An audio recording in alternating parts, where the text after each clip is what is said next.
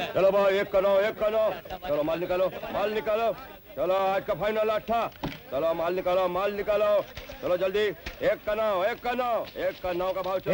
पहलवान, क्या सूरज के इलाके में मटके का धंधा चला रहे हैं? जवानी में कब्रिस्तान जाना है क्या बोला रे? याच्या माईला बरोबर बोलला. सूरज आला तरी तुझ्या बॉडीचा झाला घोटाला.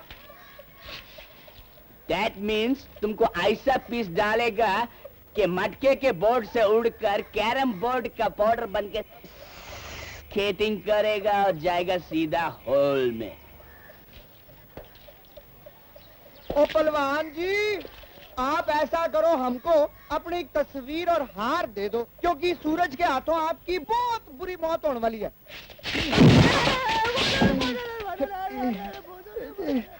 निकल लो पतली गली से, उठाओ इसको.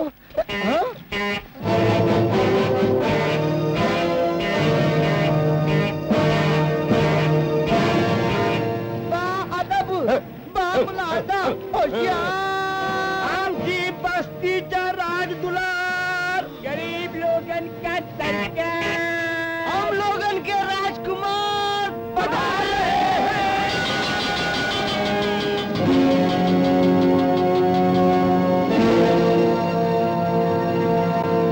शहजादे शहजादे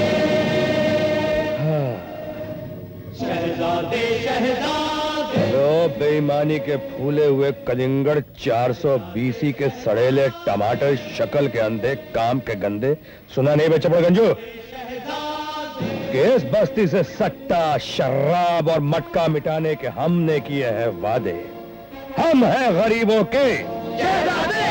शाबाश प्यादे. तो तू मेरे मटके का अड्डा हटाने के लिए आया है? हटा तो हम तुझे भी देंगे मुन्ना, लेकिन क्या करें बेटे, मैकेनिक है ना, इसलिए गाड़ी की तरह पहले आदमी के दिमाग की जांच करते हैं कि कहां कौन कौन से पार्ट में क्या क्या गड़बड़ी है. अगर कार्बोरेटर में कचरा आ जाए तो उसे साफ कर देते हैं, और बेटे अगर ऑयल में पानी आ जाए तो साले उसका इंजन डाउन कर देते हैं. बंकस बंद कर साले गैंडे घोंचू. तेरी गाड़ी तो टोटल लॉस है बे. लगता है गाड़ी के साथ साथ बॉडी और ब्रेक भी डाउन करना पड़ेगा, वरना जिंदगी भर ये गाड़ी ना तो स्टार्ट होगी और ना ही इस बस्ती के बाहर जाएगी. भाई लोग, ये साला धक्का गाड़ी नहीं है, ये तो साला फटका गाड़ी है.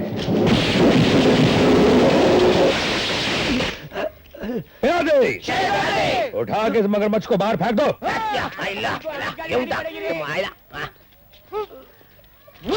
बेटे, तुम क्या समझते हो, इसे मारकर तुमने इस बस्ती को बर्बादी से बचा लिया? नहीं बेटे नहीं, इस बस्ती की जमीन को वो दीमक खा रही है जो आज नहीं तो कल इन तमाम घरों को खा जाएगी. ये आप क्या करें मौसी? हाँ बेटे, अगर इस बस्ती को बचाना है तो मेरे पति को बचा लो, जो डरबी क्लब में इस बस्ती की आधी से ज्यादा जमीन हार चुके हैं. हमारे पुरखों की ये जमीन जिस पर उन्होंने कभी तुम सबको जिंदगी भर जीने का हक दिया था, वो हक तुमसे छीनता जा रहा है बेटे. इनकी जुए की लत और जुआरियों की बेईमानी अंदर ही अंदर इस बस्ती की दीवारों को गिराती जा रही है. बेटे, इस बस्ती को तबाही के इस तूफान से बचा ले, बचा ले बेटे. गरीबी, भूख और मजबूरी की आग में बहुत जला है ये सूरज. इस बस्ती को आग नहीं लगने देगा. उस बेईमानी के बारूद में चिंगारी बनकर आग लगा देगा ये सूरज.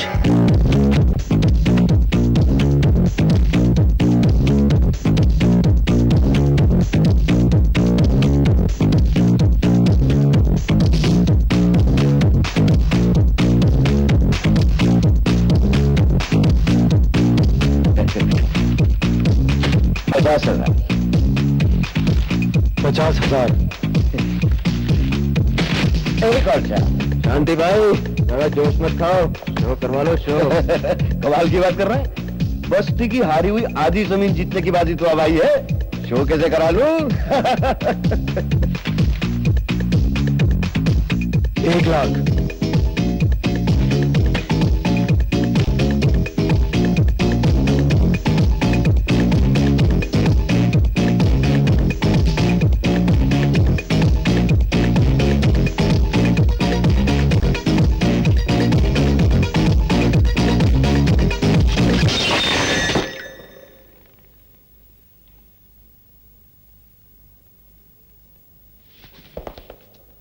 कौन है बे तू? चालबाजी, मक्कारी और धोखेबाजी को मिटा देने वाला सैलाब हूं मैं। और अगर किसी की खोपड़ी में बेईमानी का रंग चढ़ जाए तो उसे जला जला कर खाक कर देने वाला वेल्डिंग की खतरनाक आग हूं मैं। और अगर किसी ने हमारी बस्ती की ओर बुरी नजर डाली तो उसके प्राण पखेरु उड़ा देने वाला यमराज हूं मैं। क्लब में आने की तेरी हिम्मत कैसे हुई? देखो बेटे, हिम्मत और ताकत तो तुम्हें बाद में बताऊंगा, पहले जरा बेईमानी का पर्दाफाश तो कर लो। देखा शांति भाई, ये खेल होता है इस क्लब में। ओह, बेईमानी करते हो तुम लोग? अरे ऐसे क्लबों में बेईमानी और जुर्म ही तो होते हैं शांति भाई। लेकिन अब मैं इन कमीनों को ताश के पत्तों पे अपनी बस्ती का इतिहास नहीं लिखने दूंगा।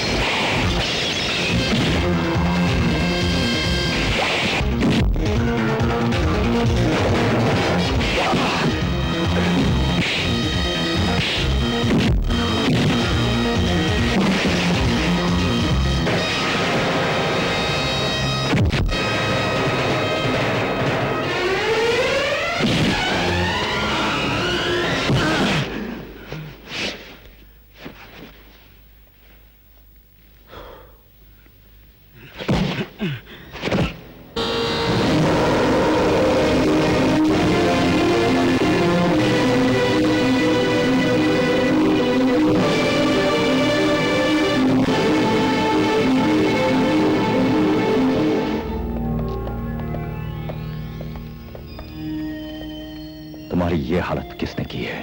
भाई साहब, कोई एक अजनबी आदमी कसीनो में घुसाया और वो बर्बादी की आंधी और तबाही का तूफान मचाकर चला गया।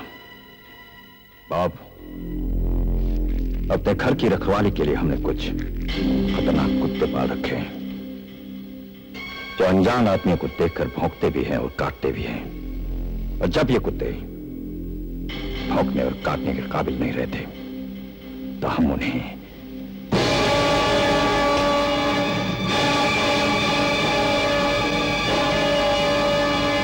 भाई साहब, एक मिनट प्लीज, भाई साहब मुझे एक और चांस देना प्लीज। भाई साहब,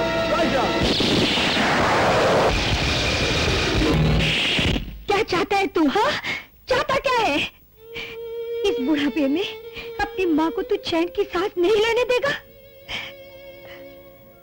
इन लड़ाई और झगड़ों ने मेरी जिंदगी का हर सुख छीन लिया। मुझे तू अब मत सता बेटे। बार बार उजड़कर बचने की ताकत अब नहीं रही मुझ में। पर माँ, मैंने किसी से झगड़ा थोड़ी किया है। खबरदार जो मुझसे झूठ बोला तू। क्यों गया था जुए खाने में? जवाब दे, बोल, चुप क्यों है? अरे तू समझता नहीं है, आज तू उनसे टकराता है, कल वो लोग तुझसे टकराएंगे और दुश्मनी बढ़ती जाएगी। और अंजाम, दुश्मनी का अंजाम बड़ा भयंकर होता है बेटे। तू जिस रास्ते पे जा रहा है उस रास्ते पे जान का खतरा है, और मैं तेरे बगैर जी नहीं सकती, मैं तेरे बगैर। ए मैन, तुम माँ का सामने काय को गपचुप बैठ गया रे? अबे ओ गैंडे टपोरी के, और क्या करता, माँ से जुबान लड़ाता है? अरे खसीनों की लड़ाई का खुलासा करने में क्या बुराई थी बाबा? ओ तुम्हें खाली फुकट मार खाता रे। तुम लोग थप्पड़ों की बात कर रहे हो। अरे माँ जान भी मांगे तो मैं हंसता हंसता मर जाऊं। वो मेरी माँ नहीं, मेरे लिए भगवान है। और फिर माँ के थप्पड़ में भी स्पेशल प्यार होता है। मारने का हक उसे होता है जो प्यार करता है। अब तुम ही लोग बताओ, इस दुनिया में माँ का मेरे सिवा और कौन है? और मेरे लिए माँ के सिवा और कौन है? कोई नहीं। हम दोनों एक दूसरे के बिना अकेले हैं। माँ है तो सूरज की जिंदगी में उजाला है, माँ नहीं तो अंधेरा ही अंधेरा है। तभी तू अपनी माँ को इतना परेशान करता रहता है ना? माँ, तेरी जान की कसम खाकर कहता हूं, जानबूझकर तेरा दिल दुखाने की, तेरी शिक्षा के खिलाफ जाने की सूरज ने आज तक कभी हिम्मत ही नहीं की। मगर हालात ऐसे बन जाते हैं माँ कि तुम्हें मेरा सफेद भी काला नजर आता है। शायद मेरी किस्मत ही काली है। थप्पड़ मारूंगी फिर कभी ऐसी बातें की तो। अच्छा चल चल खाना खा ले, मैं तुम सबके लिए खाना लाई हूँ। नहीं माँ, तुम खाना रख दो, हम बाद में खा लेंगे। क्यों?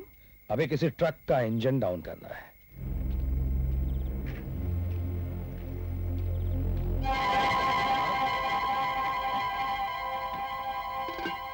अबे ओ मोटी डिक्की के पुराने मॉडल के शेवरलेट, तेरी इतनी हिम्मत साले कि हमारी बस्ती में कंट्री दारू लेके आ गया? हाँ? अबे ओ मरेले हाथी के सड़ेले बेटे, बाटली में डाल के ऐसा बुक लगाऊंगा ना कि जिंदगी भर बेकार इंजन ऑयल की तरह पड़ा रहेगा। और उसके बाद तेरी ऐसी सर्विसिंग करूंगा कि साले जितनी तेरी चर्बी है ना, पिघल कर तेरी हड्डियों के भीतर घुस जाएगी।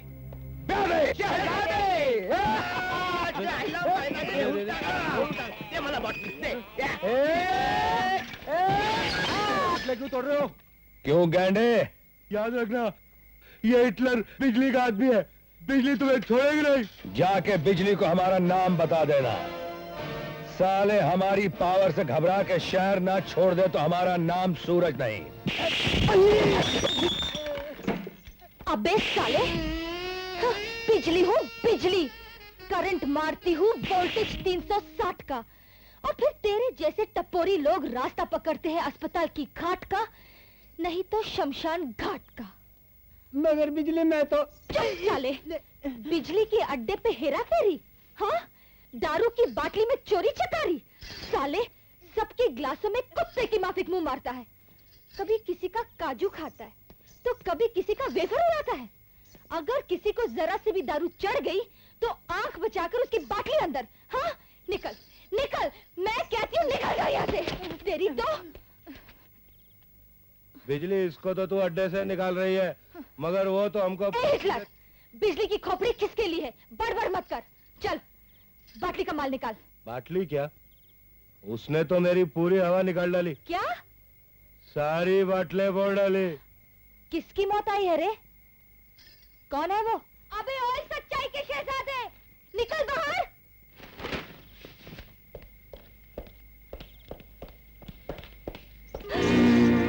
अगर तेरी हड्डी का पाया और बोटी का कबाब नहीं बनाया ना तो मेरा नाम भी बिजली नहीं। हाँ। हाँ। अरे बेवड़ी तेरी तो मैं। सूरज, मेरा बहादुर बेटा, अब क्या औरत जात के साथ लड़ाई करेगा? अरे माँ, अरे बिजली से लड़ने वाला अभी तक पैदा नहीं हुआ है। बिजली दारू बेचती है, दारू किसी का खीसा पॉकेट नहीं मारती है, समझे? अरे 14 इयर्स का लाइसेंस है मेरे पास, 14 इयर्स। दादागिरी करता है साला। तू बिजली का अड्डा बंद करेगा? हाँ? अरे बिजली असली माल बेचती है, असली। नहीं तो बस्ती के जितने भी बेवड़े हैं ना, सब गटर का पानी पीकर मर गए होते साले। माँ जी, अब आप ही बताइए ना, इसको मेरी बाटली फोड़ने का लाइसेंस मिला है क्या? अबे ओए पोखर शहजादे, याद रखना, ऐसी छप्पाई करूंगी ना कि आईने में थोपड़ा देखना बंद कर देगा। अगर फिर से दिखाई दिया ना तो हड्डी की टांग पे तू आएगा, लेकिन लकड़ी की टांग पे जाएगा, फोड़ डालूंगी। नमस्ते माँ जी। चल दे मोटू।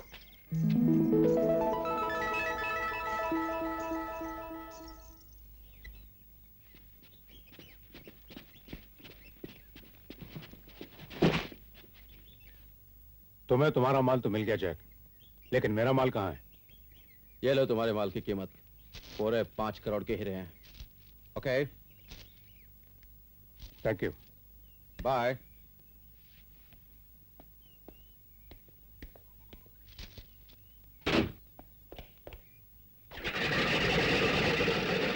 चलो, come on, let's move.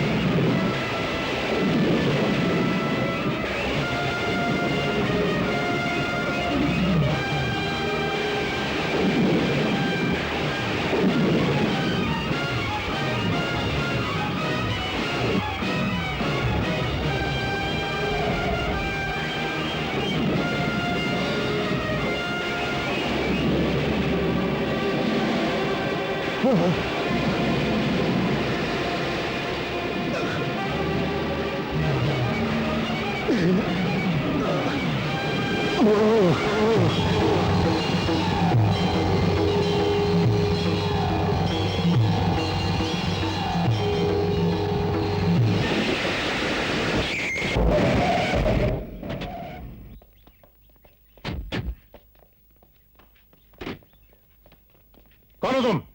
गैर कानूनी दुनिया वालों के लिए जहर हूं मैं। जुर्म चाहे आकाश की ऊंचाई पर हो रहा हो या पाताल की गहराई में, शंकर का ये पंजा सजा का फंदा बनकर दुश्मन की गर्दन को दबोच लेता है। हमारे रास्ते से हट जाओ इंस्पेक्टर। रास्ते से दीवार हटाई जा सकती है, शंकर जैसा पहाड़ नहीं।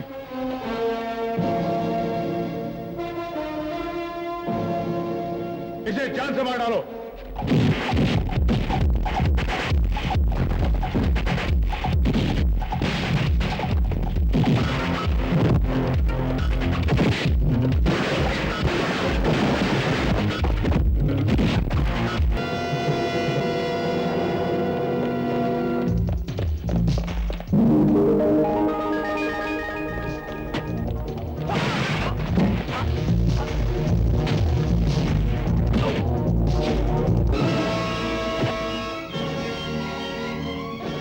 Thank you madam.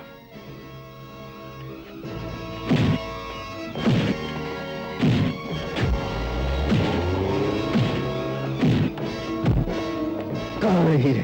बोल, कहाँ है हीरे?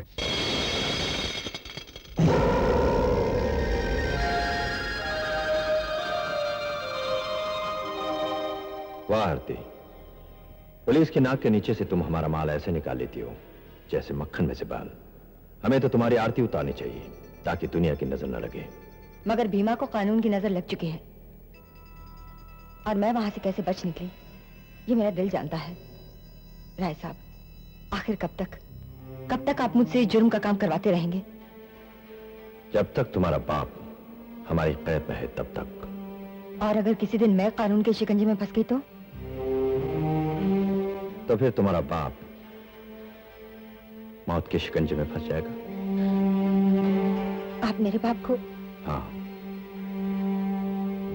अगर तुम्हारी जिंदगी कानून के पास चली गई तो तुम्हारा बाप भगवान के पास चला जाएगा।